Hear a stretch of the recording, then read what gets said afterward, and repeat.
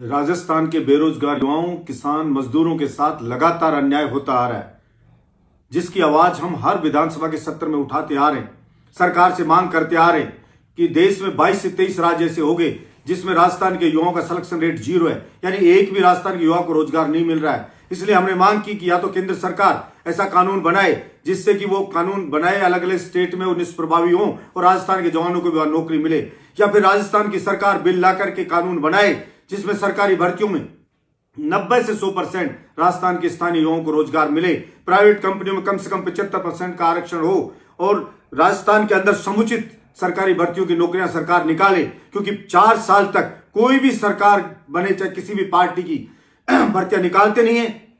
चुनाव का वर्ष आता है तब भर्तियां निकलती हैं तो क्या तो पेपर लीक हो जाता है, क्या भर्ती कोर्ट में फंस जाती है और युवाओं को नौकरी मिलती नहीं है। इसलिए हमने सरकार से बार बार ये मांग की है कि सरकार कम से कम 5 लाख भर्ती एक साथ सरकारी निकाले और उसके लिए डेट दे, कैलेंडर जारी करे। सरकार 2 महीने के अंदर अंदर भर्तियों का जो उन परीक्षाओं का परीक्षा करवाए, उनकी 4 महीने के अंदर रिजल्ट निकाले और 6 महीने के अंदर उनकी ज्वाइनिंग दे।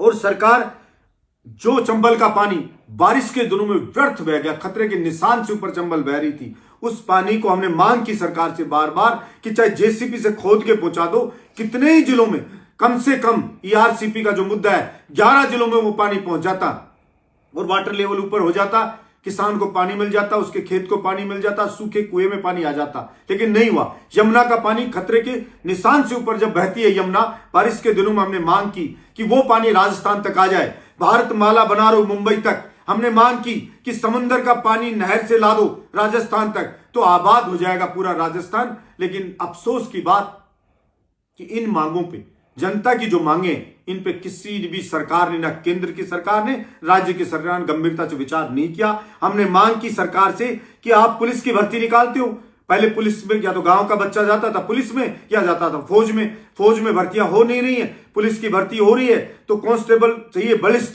शारीरिक रूप से मजबूत हो, उसको लिया जाता था। लेकिन अब कांस्टेबल की परीक्षा में आईएएस का पेपर पकड़ा दिया जाता है। अनपढ़ माँ बाप का बेटा, गरीब मजदूर का बेटा कैसे उस पेपर को सोल्व करे, उसका सिलेक्शन नहीं हो पाता है। ऐसे ही फौज के अंदर 4 साल के लिए बोला भर्ती की अग्निवीर, उसमें 1.5 साल ट्रेनिंग होगी, 2.5 साल मात्र नौकरी करेगा।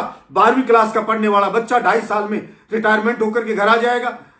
तो क्या करेगा वो, क्या खाएगा, कैसे गुजारा होगा। इसलिए मैं कहना चाहता हूं, सरकार बनाता है किसान, मजदूर, गरीब, मध्यम वर्गीय परिवार, और उसी के साथ अन्याय होता आ रहा है। इसलिए सरकार उनके साथ न्याय करे और इन्हीं सभी चीजों के, सरकार की नीतियों के विरोध में कल 6 फरवरी को सूर्य उदय से सूर्य अस्त होने तक मैं बलजीत यादव बहरोड का विधायक नॉन स्टॉप दौड़ लगाऊंगा, काले कपड़े पहन के। और अगर सरकार ने फिर भी नहीं चेती तो इसी फरवरी से बड़ा आंदोलन हम सरकार के खिलाफ में करेंगे, चाहे केंद्र सरकार हो चाहे राज्य सरकार हो। मैं अपेक्षा रखता हूं कि वो हमारी किसान मजदूरों की मांगों को पूरा करेंगे, क्योंकि केंद्र में भी बजट सत्र चल रहा है, यहां भी बजट सत्र चल रहा है। आशा है कि हमारी मांगों को पूरा किया जाएगा।